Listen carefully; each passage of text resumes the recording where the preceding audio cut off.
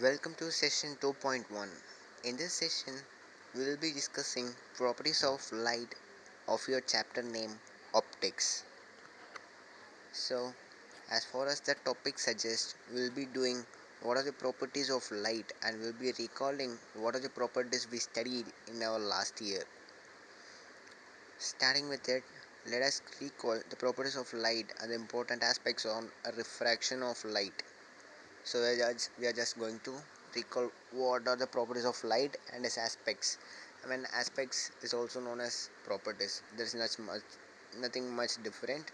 And then on refraction of light. So I explain what is refraction. It is just the bending of light when it travels from one medium to the another medium. First point, light is a form of energy. Well, first of all, first okay, light is a form of energy. Yeah, we studied here light is a form of energy, of course, and light travels in waveform, right? Waveform. Then light always travel along a straight line. Okay, there is a contradiction between these things. In introduction I told that light travels in waveform, but in the second point they are saying that light always travels along a straight line. So there is some contradictions, right?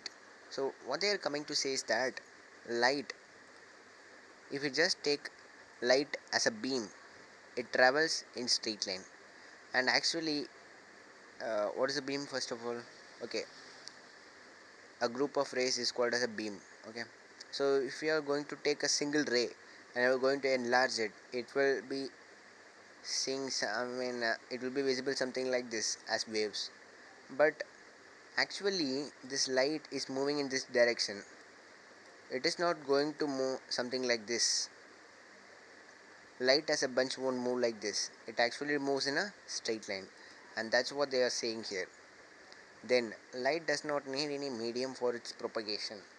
It can even travel through vacuum. So first of all, matter is of three types. We know this already, right? Matter is of three types. First one is solid, second is liquid, and third is gas. And if these three things are not there, then that region is called as vacuum. So there will be no matter in vacuum. And as far as you might have been concerned about sound chapter, sound always needs a medium to propagate, and sound can't travel in vacuum, but light can travel. So this is very simple.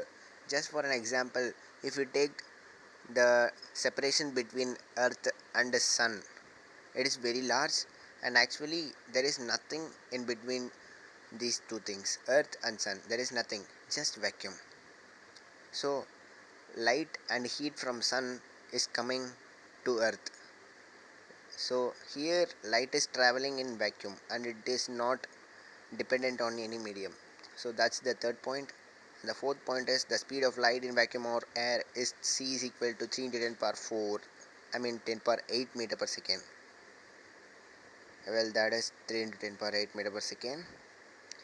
Actually you might have seen the speedometers, the speedometers in your car or bike or something else, and actually it shows 40 kilometer per hour, 30 kilometer per hour, something like that.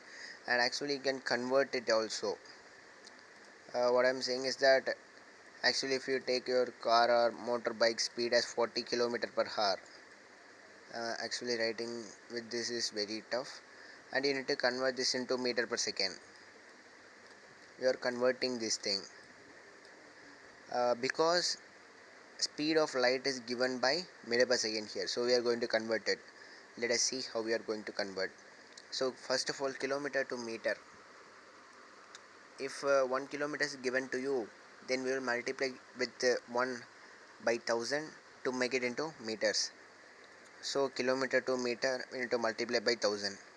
And then hour to seconds, we are going to convert 1 hour into seconds. For that, in 1 hour we have 60 minutes, and in 1 minute we have 60 seconds. So 60 into 60, 3600. So if you multiply 1 hour with 3600, you will get it converted to seconds. And after striking out two zeros, we will be having 10 and 36, and we can strike out 10 and 36 by 2, so remaining is 5 and 18. And then 40 into 5 by 18 will give you the unit in meter per second.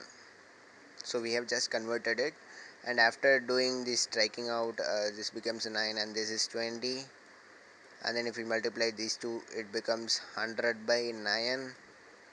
And actually what does this mean is that probably it will be 11.1, I guess, meter per second.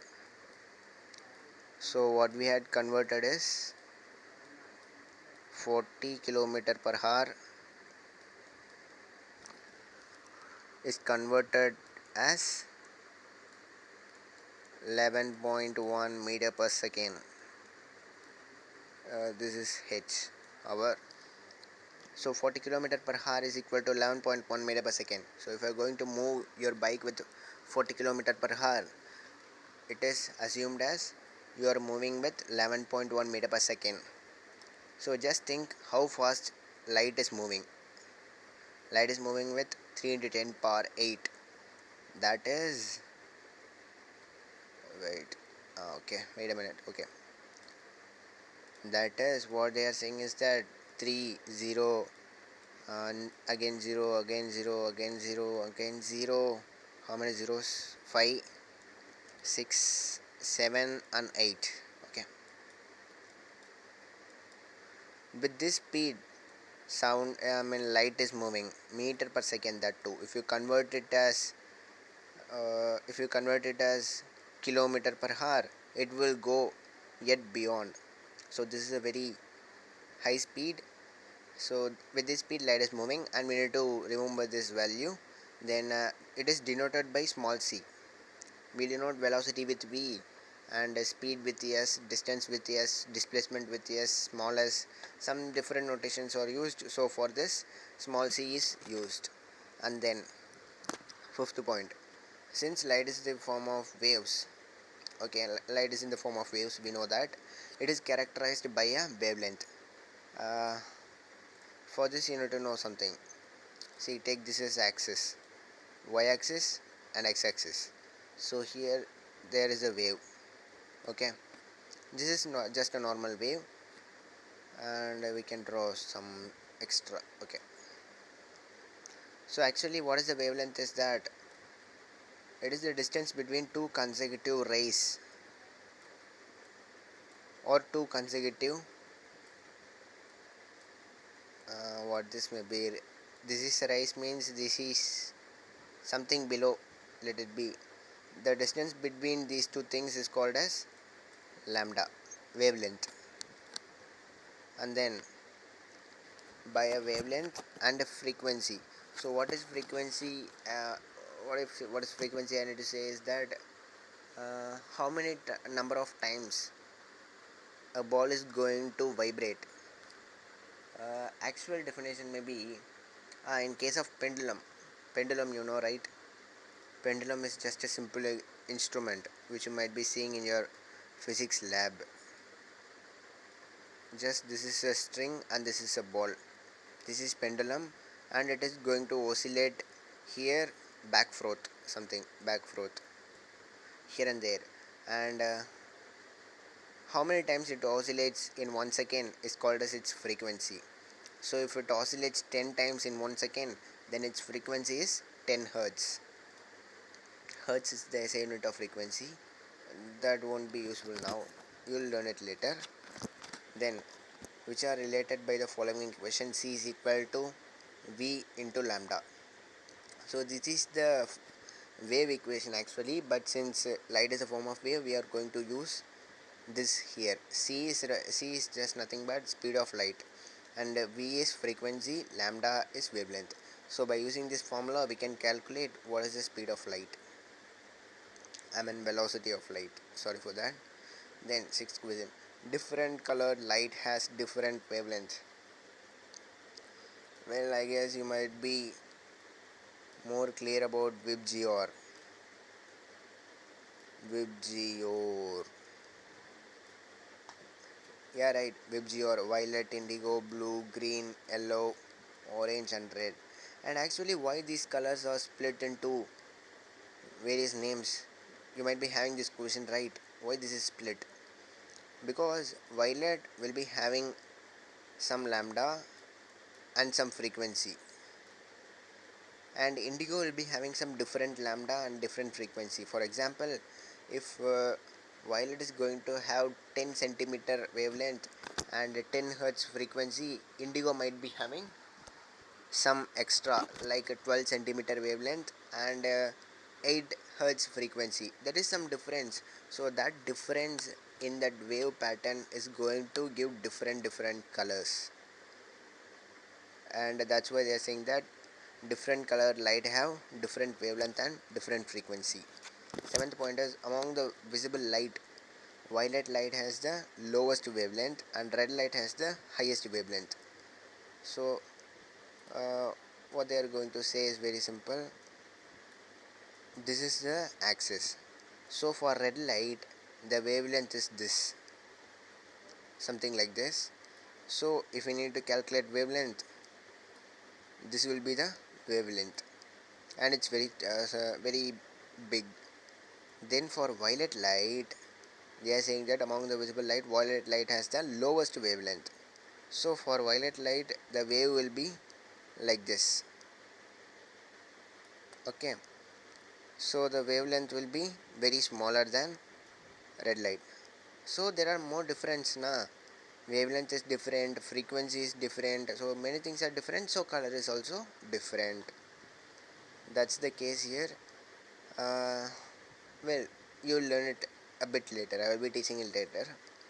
Then when light is incident on the interface between two media, it is partly reflected and partly refracted. So consider this as a interface between two media. This is medium 1 and this is medium 2, or just interchange it, nothing possible. Take example, this is water, okay, and this is air. You are going to hit a torch on this surface. You are going to on the torch on this surface, and what they are saying is that a part of light is going to be reflected and a part is going to be refracted. Wait a minute. Refracted.